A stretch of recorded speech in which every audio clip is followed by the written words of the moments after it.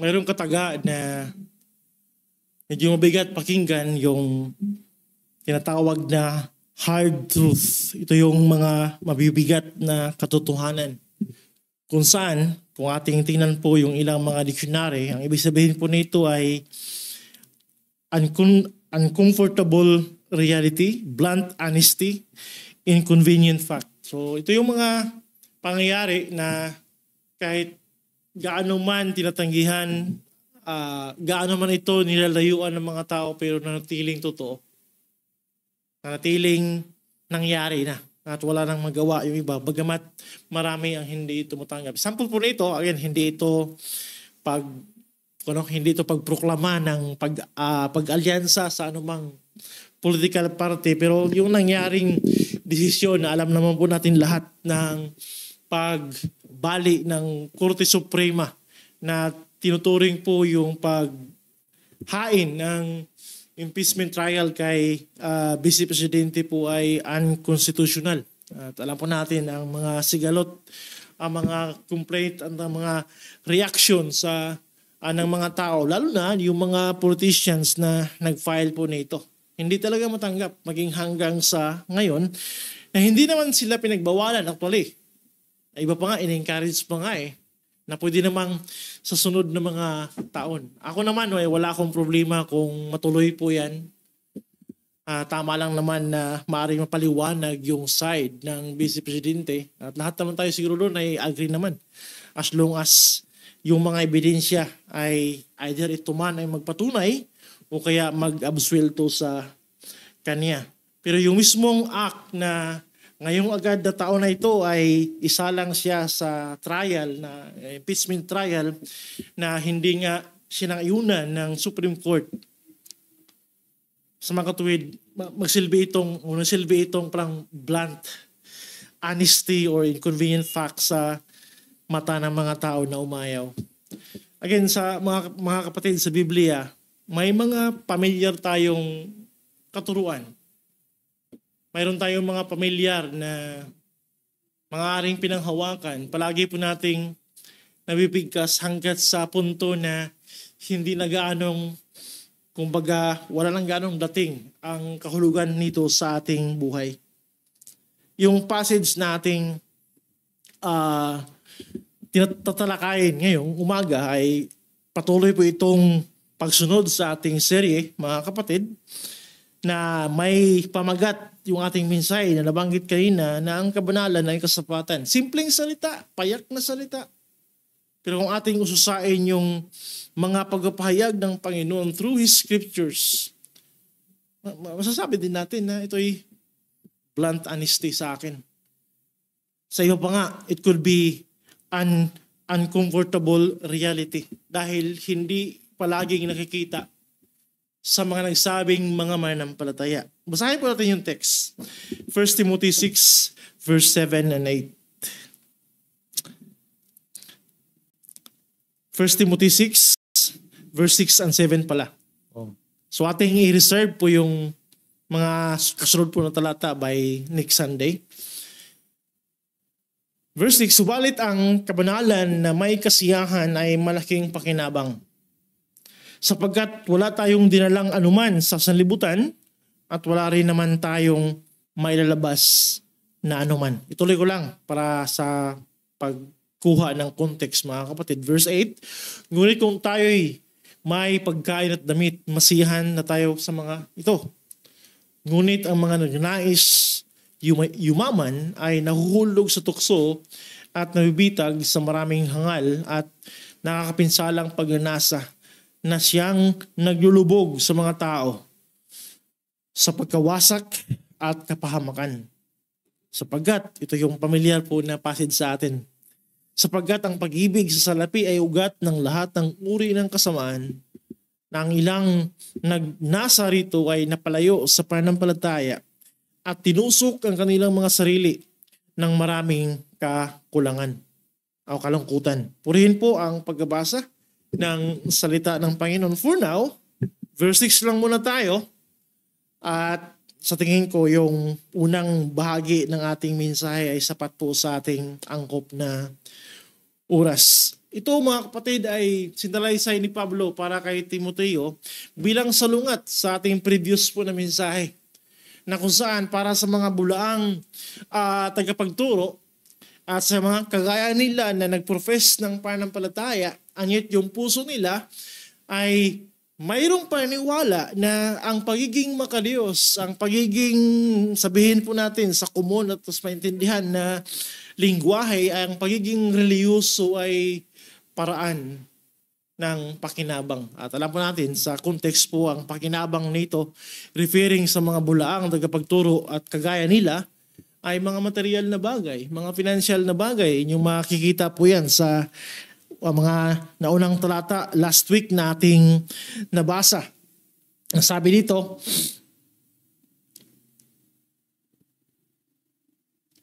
verse 3,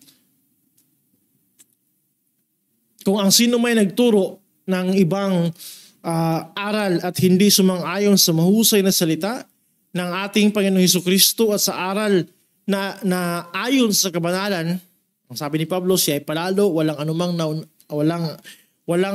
naunawaang anuman at siya ay nahuhumaling sa mga usapin at sa pagtatalo tungkol sa mga salita na pinagmumulan ng inggit, away, panirampuri, mga masasamang hinala, pag-away ng mga taong masasama at pag-iisip at salat sa katotohanan na inaakalang ang kabanalan ay paraan ng pakinabang. Godliness is means to gain. Ang pagiging, kung sa ating sigurong simpleng pag-iisip, ang pagiging abala sa gawain ng Panginoon, ang pagkikisangkot sa gawain ng iglesia ay susi upang ako ay pagpalain ng Diyos.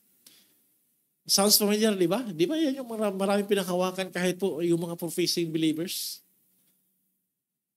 Sa tuwing may mangyaring problema sa kuna, ang palaging iniintindi nila or ang palagi nilang sinasabi, baka nagkasala ka. No? Baka hindi maayos yung relasyon mo sa Panginoon. Yan nga yung mali sa mga kaibigan ni Job, di ba? Yung si Job na grabe yung kanyang sunod-sunod na mga pagdurusa na bagamat may authorization ng Diyos. Pero lahat ng counsel ng tatlong kaibigan po ni Job ay kung hindi man tatlo, pero yung dalawa ay nasabi natin na lihis. Hindi po akma sa tunay na kalagayan po ni Job. Dahil si Job ay nagdusa, hindi dahil siya ay unang-una ay nagkasala. Si Job ay matuwid sa paglakad sa Panginoon, matapat sa Panginoon, kaya siya nagdurusa. Yung hiwaga. At itong mga kaibigan po ni Job, alam po natin, mayroon silang iba't ibang komento, iba't ibang anggulo ng mga observation sa buhay ni Job na baka nagkasala nga siya. No? Pero sa kabaliktaran naman, may malimit po o napakaraming mga tao ang ganyang pananaw. Kung ikaw ay quote-unquote makadiyos, susi yan ng limpak-limpak na pagpapala. Ay, hindi po yan nalalayo sa pinanghawakan ng mga Pilipino. Hindi lang sa atin, maging sa ibang bansa. Na yung closeness sa Panginoon ay susi na walang limit na pwede mong i-claim na prosperity, success sa buhay. Pastor, mali pala yan. Yan yung sinasagot ni Pablo. Kasi yung ganong uri po ng pangunawa na tila bagay ang Diyos ay puhunan o ang Diyos ay tingnan na isang sabihin natin being na dapat pakinabangan lamang, yan yung kinakorek po ni Pablo. Kaya nagsimula po yung ating talata, mga kapatid, sa verse 6 bilang pagsalungat. In contrast sa mga pananaw ng hindi mananampalataya bilang salungat sa mga bulaang at prinsipyo ng mga bulaang tagapagturo at sa kagaya ng puso na mayroon sila. Ang sabi po ng verse 6, subalit ang kabanalan na may kasiyahan ay malaking kagalakan, pakinabang. Malinaw po, verse 6 hanggang sa sunod po ng mga talata, ito po'y may pinakadiin ng espiritual na dimensyon ng pagiging kontento. May sabi ko nga kayo na, maituring po nating uncomfortable reality minsan kapag ito'y ating balikan at seryosuhin, mga kapatid. Pero bilang note po, inyong mapansin na actually itong verse 6 hanggang 10, ilan po dyan sa mga kataga po dyan ay mga kasabihan po yan. Hindi original kay Pablo, kundi hiram. Galing po sa mga paganong sources. Pero ito yung gusto kong ipaabot sa inyo bago tayo uusad sa ating pagbulay-bulay. Bagamat yan ay galing po sa mga pagano na mga kasabihan, once na gamitin po ng apostol at isinama sa kanyang sulat, it becomes the Word of God. Dagdag po yan sa ating information kumbaga, na maski pala sa tinatawag na salita ng Diyos, yung ibang source nito ay galing sa mga propeta ng mga Diyos-Diyusan. Hindi po nagkompromiso si Pablo, again, hindi po ito hakbang ng isang apostol upang ituro sa atin na pati pala yung mga Diyos-Diyusan pala ay totoo. Pati pala yung mga propeta nila ay totoo. Hindi. Ngunit, yung statement mismo na binanggit dito, para kay Pablo ay akma na ikabit sa Diyos, sa tunay at buhay na Diyos. That's why it becomes the Word of God.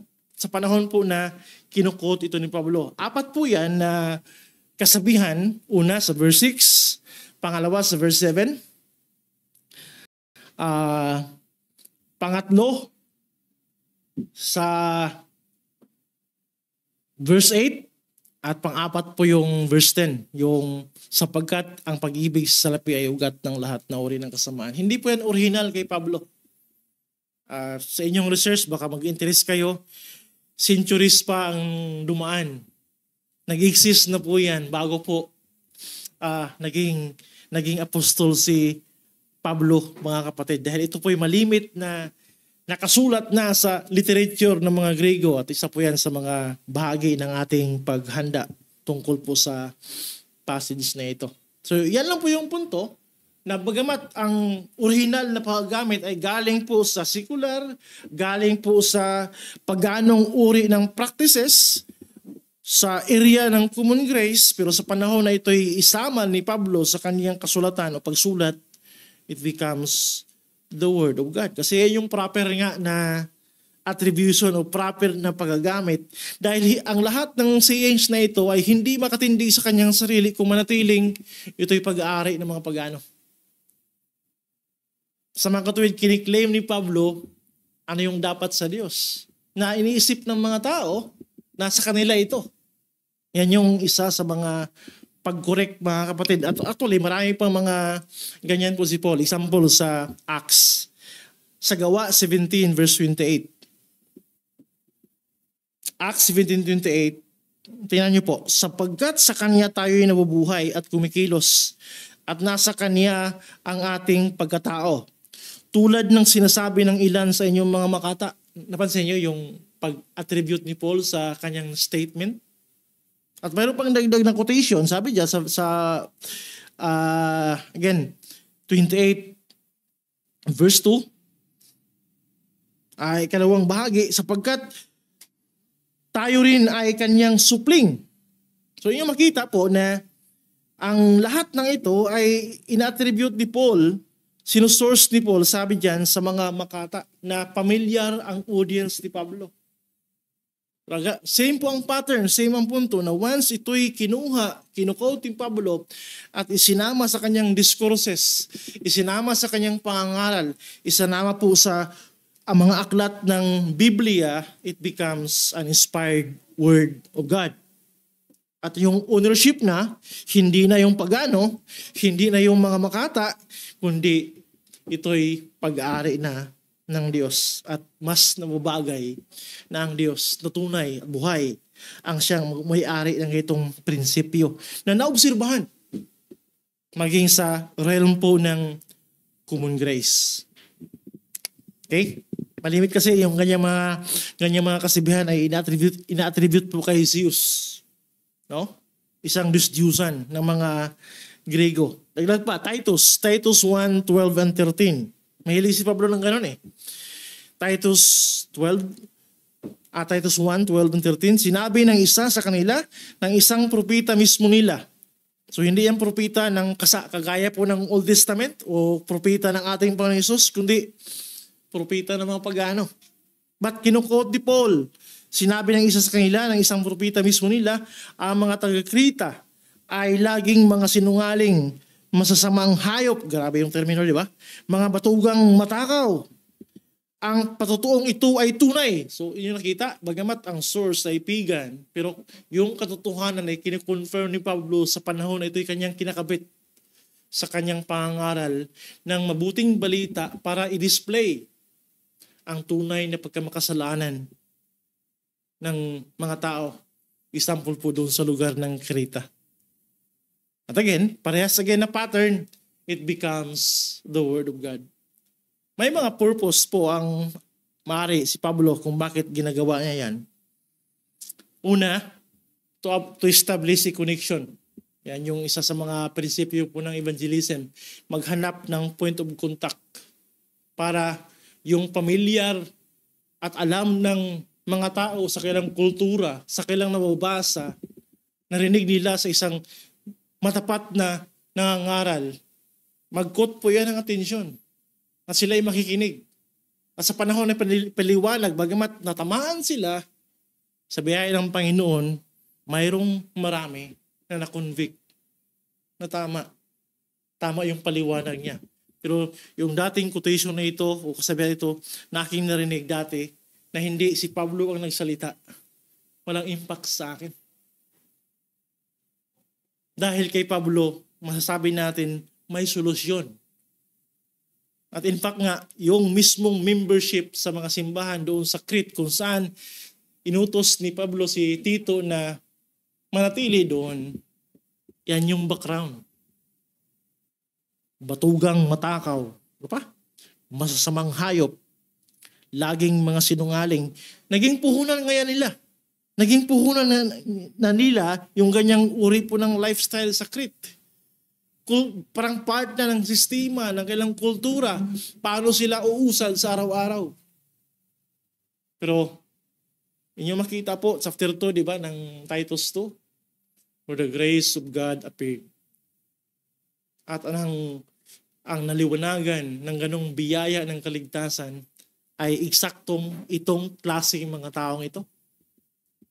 At marami sa kanila ang naligtas. So yan yung isa sa mga dagdag po pagprueba mga kapatid na maging doon sa 1 Timothy 6 from verse 6 to 10, mga bahagi doon ay may mga kasabihan. Na ganoon nga yung punto natin, bagamat hindi original kay Pablo, pero dahil kanyang sinali sa kanyang sulat, ay kasama na sa masasabi nating salita ng Diyos. Hindi kasi tayo naniwala, kagaya po ng mga kulto sa Pilipinas, na no, ang Biblia ay hindi po absolutely Word of God. Ang tamang turing sa Bible, tama na may salita ang Diyos, kung ang Diyos yung speaker. Ganon po yung kailang filosofiya, lohika. Kapag si Satanas ang speaker sa Bible, ay hindi yan Word of God. Word yan ni Satanas. Kapag si Moises ang speaker, word of Moses yan, hindi yan word ng Lord, word of God. Eh mali po 'yun eh. Yung pakinggan si Kristo, si Pablo. Daming mga talata mga kapatid pag-confirm na sa panahon na ilang i-quote ang buong summary ng Old Testament as God's breath.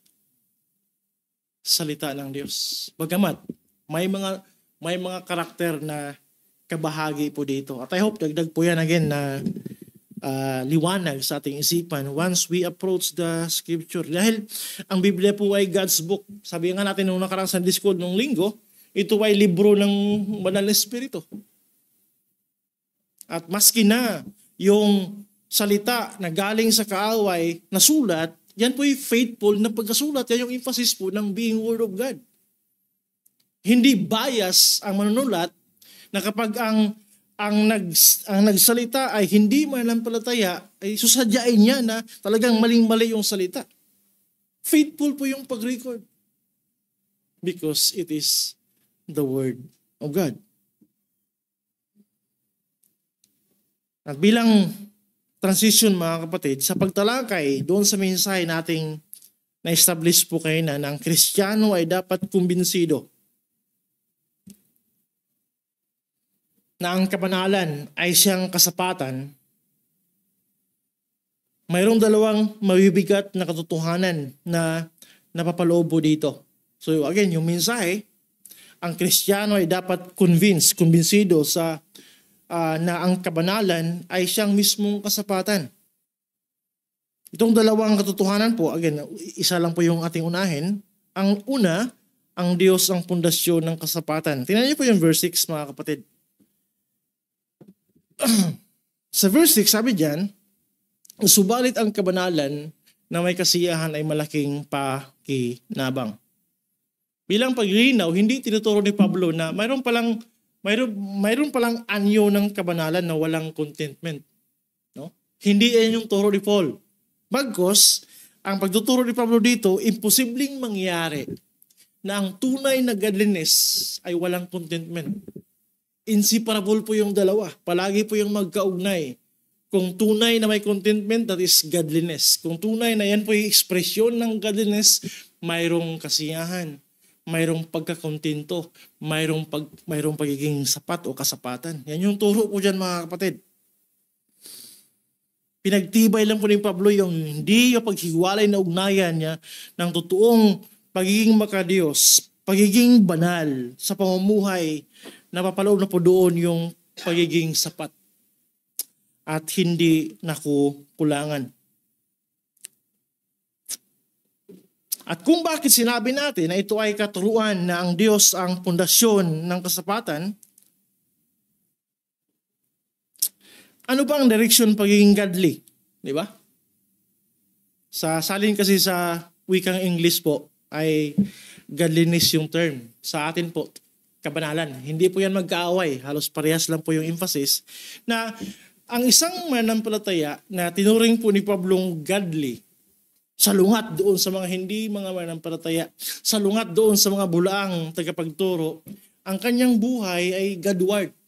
Palagi pong nakatumbok, nakadirect para po sa kapurihan, kaluwalhatian po ng Diyos, saan man siya magpunta, ano man yung kanyang sinasabi, ano yung kanyang ginagawa, ano yung kanyang mga prinsipyo, lahat ay Godward, God-pleasing, alang-alang sa Diyos. Yan yung ibig sabihin po ng pagiging godly mga kapatid. Godliness. Sinalang-alang, yung nabanggit kayo na ni Brother Mario, yung pagsunod sa mga malinaw na pinahayag ng Diyos. Kung ano yung minamahal ng Diyos ay ating mahalin. Kung ano yung gustong ipagawa ng Diyos sa atin ay ating ginagawa.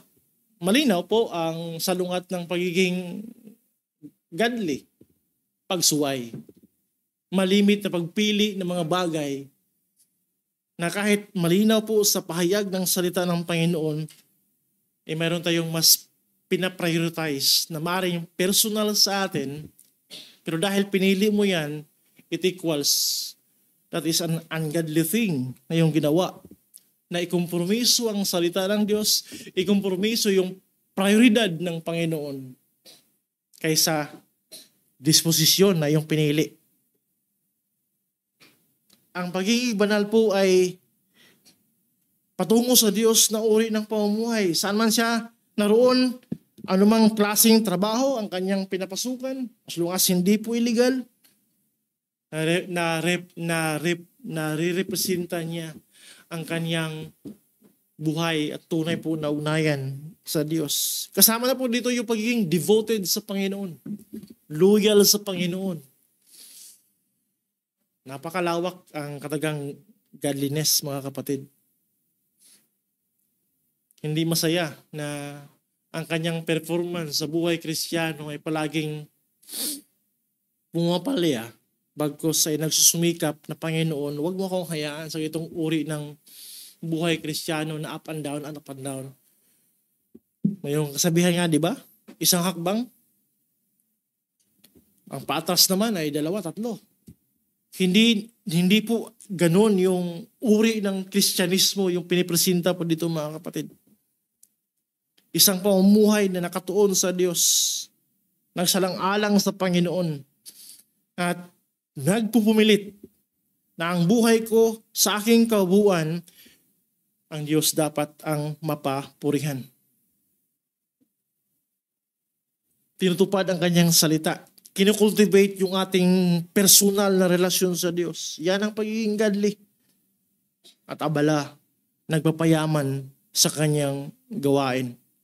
So, yan po yung sa isang banda, na masasabi natin ang godliness, ang kabanalan ay contentment. Dahil nga, napansin nyo yung paliwanag natin, palaging tutok sa Panginoon. Ano mang panahon, ano mang aspeto, tutok palagi ang buhay sa Panginoon. Dahil ba? At bakit sinabi natin na yung katuruan ang Diyos ang pundasyon ng kasapatan? Dahil yung mismong kahulugan po ng contentment, baka mayroon kayong kakilala o kamag-anak na ang pangalan po ay Eusebia. Yan po yung Greek word ng contentment. Mayroon kaming kapitbahay yata sa Leyte na yan yung pangalan. Magandang pangalan kung ating tuklasin po, ang original na kahulugan po yan. Yung kahulugan po ng word na contentment sa ibang verse po sa Korinto ay sufficient. Pero yung pinaka-basic na kahulugan po nito ay yung hindi nakukulangan ng anuman. Hindi maling ikabit dito yung word na self-sufficiency. Ibig sabihin, sa kanyang sarili, kapag siya ay mananampalataya, hindi siya nakukulangan. Alam natin kung bakit ganon yung kanyang kalagayan. Bakit? Nakakabit yung palagi niyang, yung buhay niya ay palagi nakakabit sa Diyos. Ang buhay niya ay palaging dependent sa Panginoon. Kaya nga, self-sufficient. Hindi to self-sufficient na independent sa Diyos. Kundi isang uri ng kasapatan dahil sa kanyang ugnayan sa Diyos. Kaya siya kontento. At napansin nyo binasa pa natin sa verse 6 mga kapatid, verse 6 pa lang, na again, ginawang Kristiyano ni Pablo yung saying na ito, kaugnay sa kanyang pagbanggit at subject na kanyang tinatalakay, kaugnay sa Ebanghelyo at sa tunay po at buhay ng Diyos mga kapatid. Verse 6, it is nothing physical, material or financial. Sabi ko kayo na, isa ito sa kung ating pong obserbahan at seryosohing maigi, isa ito sa masasabi natin na mabibigat na katotohanan.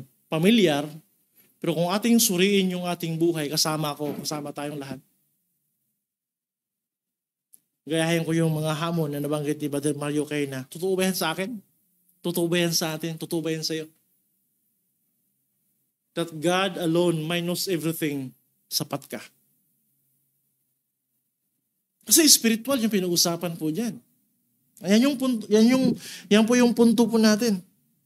Na sa mga tuwid, dahil sa kaugnayan ng mananampalataya sa Diyos, ay sapat na siya at wala nang kailangang dagdag labas sa Diyos. In other words, hindi mo na kailangan ng mga material, physical, financial, upang masabi mo ikaw ay kontento. Yan yung turo actually dyan. Sa sunod na linggo, mabalansin naman natin yan. Hindi naman hinayaan ng Panginoon na mangyari po yan na siya lang at hindi tayo kakain. Impractical po yun, illogical po yun na paliwanag. Pero sa kaibuturan ng ating puso, dahil alam po natin, lahat ng mayroon ka, transient. Yan yung kasunod po na saying na ating titingnan sa sunod po na linggo. Palagi pong mawawala. Kahit mahal na mahal mo ang isang bagay, maaaring ito may relasyon, ito may kaibigan, ito man ay mahalagang tao, sa realidad ng mundo na mayroon tayo, they're all passing. Nawawala, lilipas. Kaya kung nakabase ang ating contentment sa maaari nating panghawakan dito sa mundo, liban sa Diyos, palagi tayong frustrated mga kapatid. Kaya nga, sinasadya ni Pablo na ang pinaka-pundasyon kapag ating pag-usapan yung pagiging sapat, ang Diyos mismo. mawala man ang lahat, mayroong hindi mawala sa iyo kapag ikaw ay mananampalataya. For all eternity, even now, God Himself, ang Diyos mismo. Kaya ang pinakadiwa ng pagkakontinto ay spiritual, higit sa lahat. Dahil ito ay nakakabit lagi sa ugnayan natin ng mga mananampalataya sa Diyos.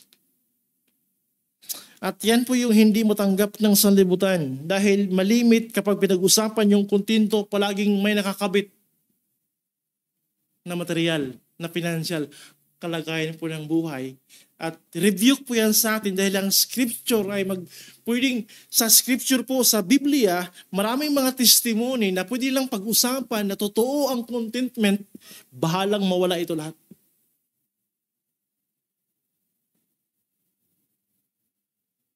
All I want is you, Lord. Hindi lang po yan awit. Ang gusto ko ay ikaw lamang, Panginoon, at wala nang iba. Hindi lang po yan poetry, mga kapatid, o lyrics po ng isang himnalyo o awitin. Yan ay confession ng mga mananampalatayang nagkaroon ng realization habang tinitingnan nila ang mundo, ang mga hindi mga mananampalataya ay busog na busog sa kalayawan. Ang sabi ng isang salmista, awit 27 verse 4. Awit 27 verse 4. Isang bagay ang hiningi ko sa Panginoon na aking hahanapin. Isang bagay. Yan yung signal po ng kanyang kasapatan. Maaring hindi ko makamtan lahat, pero kung mayroon mang isang bagay na aking dapat mapanghawakan, na ako'y makapanirahan sa bahay ng Panginoon sa lahat ng mga araw ng aking buhay upang mamasdan ang kagandahan ng Panginoon.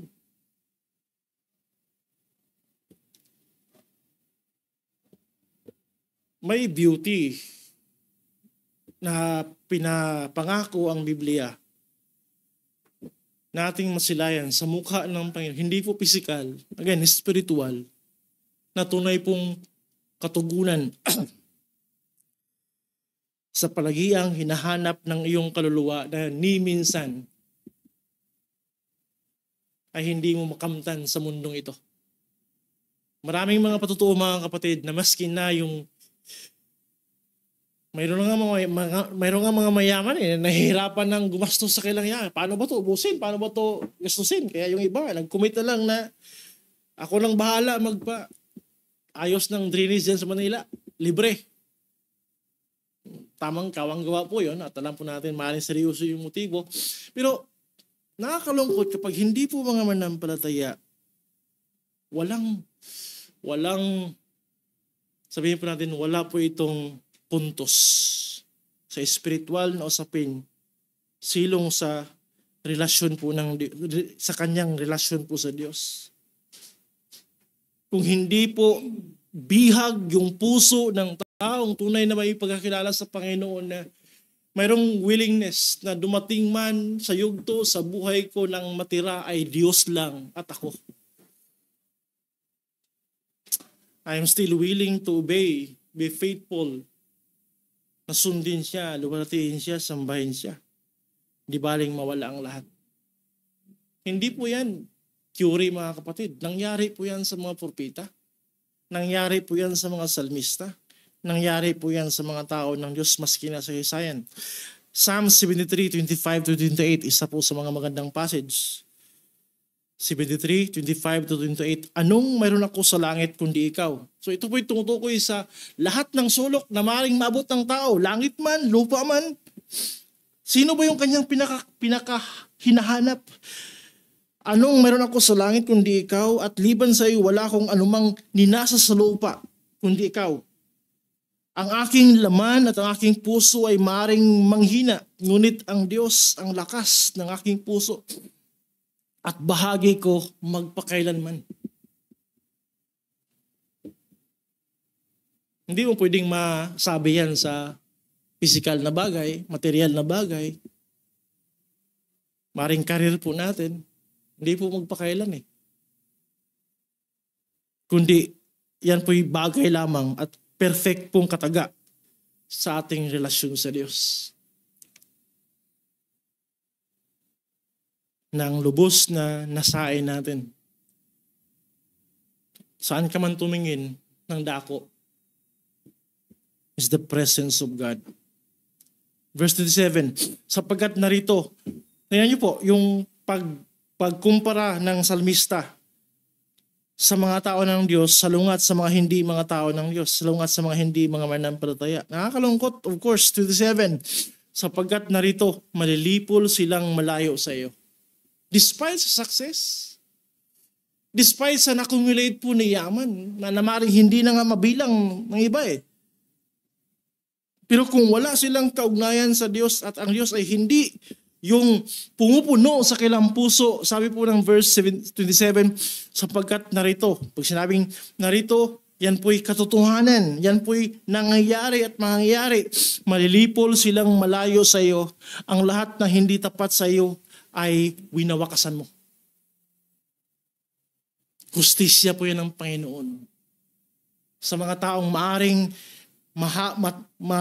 sobrang haba na, sobrang taas na ang narating sa buhay, and yet patuloy na tumatanggi, umiiwas, nagbingi-bingihan sa panawagan ng Panginoon, ako ang kailangan mo. At kapag maresolba yan, lahat na anumang mayroon ka sa buhay at maaari ka pong magkaroon, may tamang kalalagyan. Maging mabuti kang steward sa anumang pagpapala na maring physical man, material man na darating sa iyo.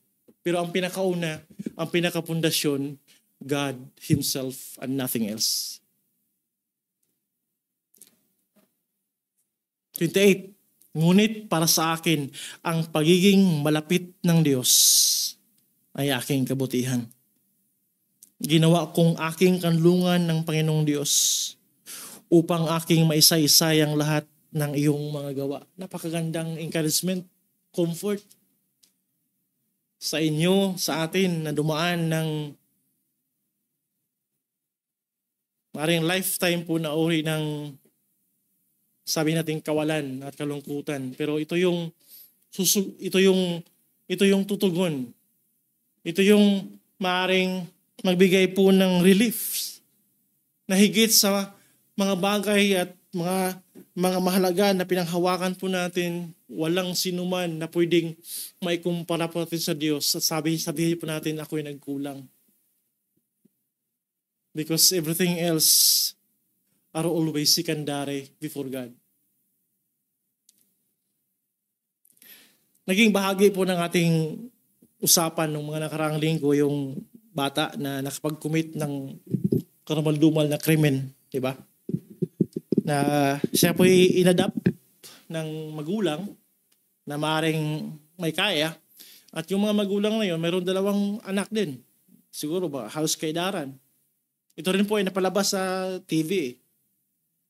Sa umpisa, okay pa. Pero kalaunan, dahil sa inggit, humantong po na yung adopted child ay nagplano siya paano gagawin na hakbang na mapaslang niya yung 2 bata na step brother and sister yata. Nangyari po yung krimen dahil sa inggit. Dahil umaasa itong adopted child. Bagamat again, mali dahil siguro sa background, gawa ng trigger ng mga nangyari sa kanya previously na dapat pwedeng ma-address, i-intervene, mabago yung kanyang pag-iisip. Higit sa lahat, yung Ebanghelyo ng Panginoon, kung mayroong ganong uri po ng intervention, di ba? Pero nakakalungkot, yan yung problema. Dahil sa inggit at nag-iisip siya na kapag maaring mawala na itong tinuturing niyang bagong magulang, sino magmana ng kailang kayamanan? Dapat ako. Para walang karibal, dapat mawala itong 2 na aking kapatid.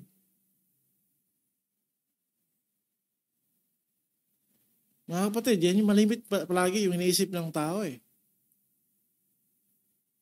Mas mahalaga sa mga tao, ano yung pwedeng ibigay ng Diyos kumpara sa Kanya na nagbigay. Ito yung pagtuturo sa atin, at reminder palagi sa atin na yes, hindi po nagkulang ang Panginoon. Pero we must Seek first the giver rather than the gifts. Mas ating unahin yung nagbigay kumpara po sa binigay. Lalo na kapag ang pag-usapan po ay mga pansamantalang bagay. Dahil kung maging prioridad po yung maaaring ibigay po ng Panginoong pagpapala, maaaring kalakasan, maaaring patagumpay sa buhay, it become a replacement doon sa kanyang bilang nagbigay. At maging Diyos-Diyusan mo yan. Sinasamba mo yan. At habang patuloy mong in-elevate ang iyong sarili, ang galing ko. Hindi po yan larawan ng contentment. At God willing mga kapatid, ating malaman next Sunday, hindi naman mali na mismo ang scripture kinakabit yung katagang contentment sa anong mayroon ka. Pero ang premise palagi, nauna ito dapat. That God Himself is the foundation of contentment. Para sa panahon na pag-usapan yung contentment pagdating sa mga bagay o kaya wala ka, mayroon pong tamang prinsipyo, tamang katotohanan, tamang pananaw na mapanghawakan. So bilang hamon, ang katotohanan na tinuring natin na mabigat na katotohanan o hard truth, uncomfortable truth, ito ba ay isang realidad sa iyong puso? I-personal mo sa iyong sarili, ito ba ay ako? Na makapagsambit ba ko kagaya ng mga salmista? Kagaya ng mga nabanggit ng mga apostol? That I want Christ and to know Him more at yun lang at yun lang? Yan ba yung ating disposition ng ating puso, mga kapatid? Is it true that God alone is my satisfaction? He is our sole contentment? Him and Him alone and nothing more. At ang nagpabigat po sa hamon na ito, kung inyong pansinin po yung talata, verse 6 ulit, na ang Diyos lang ang aking kasapatan, kasiyahan, at ito yung tunay na ekspresyon ng pagiging godly, pagiging banal, ang Diyos lang, at wala kong inasahan o hinihingi o dinidiman na dagdag sa Kanya. Ang sabi po ng verse 6, subalit ang kabanalan na may kasiyahan, ang sabi, ay malaking pakinabang. God minus everything. Great gain yung equation sa Biblia. Paano yung pastor? Kumakain ako. Dami kong mga pangangailangan. Hindi pa yan tanong. Doon sa argumentong ating na-establish. Dahil usapin po yan ng pananampalataya, mga kapatid. No? Spiritual contentment minus physical, material, financial. Ang sagot ng Biblia, tunay itong great gain. Tunay itong malaking pakinabang. Natili po yung hamon. Yan ba ang larawan ng buhay at pamumuhay at pananampalataya ko at paglilingkod ko sa Panginoon? Am I willing to give up everything na hindi lang makompromiso ang aking relasyon sa Kanya? Ang aking pagsunod sa Kanya? Ang pagiging matapat sa Kanya? Ang pagiging loyal sa Kanya? Yung pagiging deboto ko sa Panginoon? Handa ba akong gawin ang lahat? Sa abot aking mga kaya sa biyahe ng Panginoon na ito'y patuloy na maging totoo sa akin. O simpleng bagay lang, daling talikuran ang Diyos at yung mga bagay ng Diyos.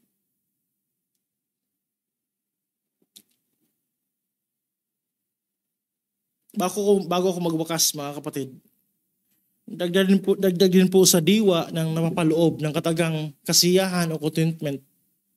Bakit kontento? Doon pa lang sa pinakapundasyon. Kontento ang manampalataya sa kanyang kaunayan sa Diyos. God Himself is His contentment. Bakit ganon? Kasi ang napapaloob po na diwa doon sa katagang sapat, is trusting Him. Trusting God that He is sovereign. At alam na alam ng Diyos yung tunay na kalagayan ng aking buhay at maaaring mga pangangailangan. Pero hindi mo pagtiwalaan ng Diyos dahil lamang sa mga pangangailangan. Dahil bagkus pagtiwalaan mo siya bilang siya ang sapat sa iyo. At lahat ng aspeto po nating Kristiyanong pamumuhay, malagyan mo ng tamang lens na spiritual na.